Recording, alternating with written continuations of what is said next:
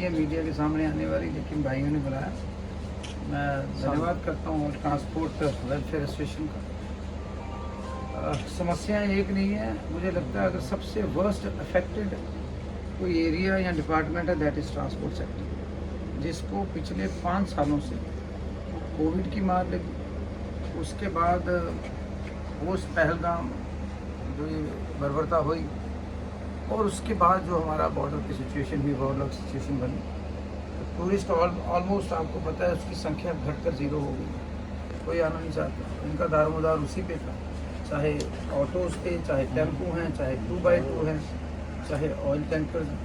बिल्कुल genuine issues इन्होंने अपने बताए। वो चीज़ें जो नहीं होनी चाहिए वो भी देखने को मिल रही हैं।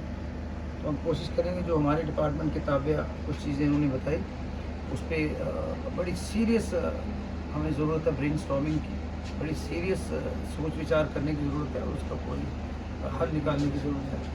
तो श्रीनगर के लोग और जम्मू के लोग एक मीटिंग चीफ मिनिस्टर साहब के साथ जो हुई है, देवर कन्वेड की जम्मू के लोग भी मीटिंग करें, और एक मीटिंग चीफ मिनिस्टर के साथ हम करेंगे, जिसमें जितने भी इनका पॉइंट्स हैं, चाहे इट इज़ मॉनिटरिंग पीरियड की बात है, या टैक्स पैसेंजर टैक्स की बात हुई, फिर उसका इंश्योरेंस वेव ऑफ की बात हुई, फिर कई जगह बॉर्डर टैक्स लग रहा है, खामखा कई जगह पे फ़ोटो सेशंस हो रहे हैं, गाड़ियों की फ़ोटो खींची जा रही है, तो चीज़ें ब्लैक लिस्ट भी कर रहे हैं। तो मैं समझता हूँ कि इंसानी दिल रखकर ऑन ह्यूमैनिटेरियन ग्राउंड्स इस सेक्टर को डूबने से बचाना है। सर फ्यूचर कहाँ देख रहे हैं ट्रांसपोर्ट का? आपने कहा प्रयास तो आपकी तरफ से किया जाएगा, बैठक भी की जाएगी। बाइसेरेंट की बात करें तो सबसे ज़्यादा इफेक्ट भी जो है वो ट्रांसपोर्टर्स हुए हैं, टूरिज्म बिल्कुल जो है वो खत्म है। लगता है कि समय आ गया कि जम्मू में टूरिज्म को इस लेवल का प्रमोट किया जाए। 100% you should always have plan B, हमेशा होना चाहिए। जम्मू की जहाँ तक बात है, देखो मैं तो उम्मीद परस्त आदमी हूँ, तो आई होप हमें उम्मीद नहीं छोड़नी, इस पर दुनिया कायम है। अगर हम उम्मीद छोड़ते हैं, डर के भागते हैं, यही तो हमारा दुश्मन होना चाहता है। हमें दलेरी से खड़े रहना, जैसे मैं बॉर्डर से रोज़ पिछले 12 दिन में वहाँ, हमारे लोग मजबूती से खड़े हैं। अगर हम भाग जाते हैं, झुक जाते हैं, तो ये हमारी कहीं ना समय लगेगा, उस चीज़ के लिए समय लगेगा। तब तक फिर देन अगर जम्मू की टूरिज्म को चलाने की प्रमोट किया जाएगा, ट्रांसपोर्टर थोड़ा सा there are places in Jammu, specially Chenab के किनारे जो बेल्ट है, चाहे वो डोडा भद्रवाह है, चाहे पीर पंचाल है, चाहे हमारा अखनूर बेल्ट है, there are wonderful places, Reasi है, तो हमें एक्सप्लोर तो करने चाहिए। और मुझे लगता है लोग जाएंगे, छुट्टियों का मौसम आने वाला है। अरे तो पॉलिसी पे बात करेंगे हम, हमारी जो ट्रांसपोर्ट पॉलिसी पहले की, उसमें कुछ बातें होंगी, रिलीफ होना चाहिए, इंसेंटिव्स होने चाहिए, उस पर जो बातें इन्होंने बोली उसके ऊपर चीफ मिनिस्टर साहब तक की बातें पहुँचेंगी। जो फाइनेंस के ताबिया काम है वो फाइनेंस करेगा, जो हमारे कंट्रोल में है वो हम करेंगे, और कोशिश करेंगे दिल्ली सरकार, जो गडकरी साहब के लेवल की बात है, प्राइम मिनिस्टर साहब के लेवल की बात है, जो कोविड में रिलीफ मिला, कहीं ना कहीं उससे भी बदतर हालात हमारे।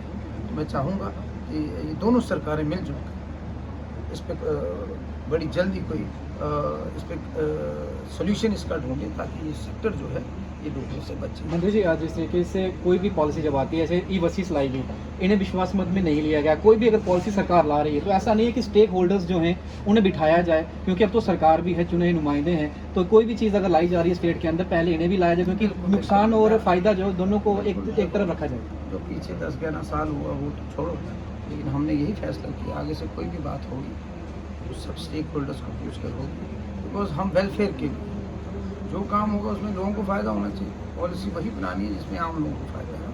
तो आगे से आइंदा जो भी बात होगी, जैसे आज हमारी बड़ी कॉर्डियल एटमॉस्फेयर में बात होगी, तो हम चाहेंगे ऐसे हम हर महीने मुलाकात भी हो, और जो समस्या है, लेकिन जो अभी की situation that is very dangerous, तो हम चाहेंगे कि हम सब मिलजुल के जो बातें इन्होंने की, मुझे कॉपी पेस्ट करने में कोई दिक्कत नहीं, मैं ऐसे ही अपने आदरणीय मुख्यमंत्री साहब को ये बातें ये भी कराए हैं, मैं भी करूँगा, और एक जॉइंट मीटिंग भी हम करेंगे इसमें इसका निवारण। सो बियॉन्ड दिस टॉपिक, बॉर्डर के हालात कैसे हैं, जायजा ले रहे हैं आप लगातार, वहाँ पर हैं, लोगों के हालात क्या हैं, क्या वहाँ पर जो डिस्ट्रक्शन हुआ है, जो वहाँ पर नुकसान लोगों का हुआ है, उसे कितनी जल्द जो है वहाँ पर कंपनसेट किया जाएगा? मेरे चेहरे से और मेरे कपड़ों से आपको अंदाज़ा होगा कि मैं सुबह से मिट्टी में घूम रहा हूँ। डर का माहौल कहीं ना कहीं है, पता नहीं मीडिया में कहाँ से बातें मिलेंगी कि 18 के बाद जो हो सकता है, तो वो चीज़ रोकना हमारे लिए थोड़ी मुश्किल है। लेकिन मेरे खासकर छंब, आरसपुरा, सांबा, कठुआ के लोग बड़े मजबूत हैं। एक तो बैकग्राउंड इनका मिलिट्री बैकग्राउंड है, और बंकर्स हमारी first priority. Everybody is demanding community bunkers, वो जैसे सीएम साहब ने बोला है, दिल्ली से भी इंस्ट्रक्शंस आई हैं, लेकिन इन द मीन टाइम अभी लोग फिलहाल जैसे 73,000 लोग मेरी कॉन्स्टिट्यूंसी के डिसलोकेट हो गए थे। ये ऑलमोस्ट 90% लोग अपने घरों में वापस जा चुके हैं। अब दुश्मन मुल्क क्या करता है मुझे नहीं इसका कह सकता, कोई भी नहीं कह सकता, यू कांट प्रेडिक्ट। इसका मजबूती से सेना के साथ कंधे से कंधा मिलाकर हमें लड़ना है और उम्मीद करते हैं कि गुड सेंस मिले, उम्मीद करते हैं कि इसका उल्लंघन ना हो ताकि लोगों की जान माल का नुकसान जो हुआ है वो करण जी कितने सेटिस्फाई है चीज़ से क्या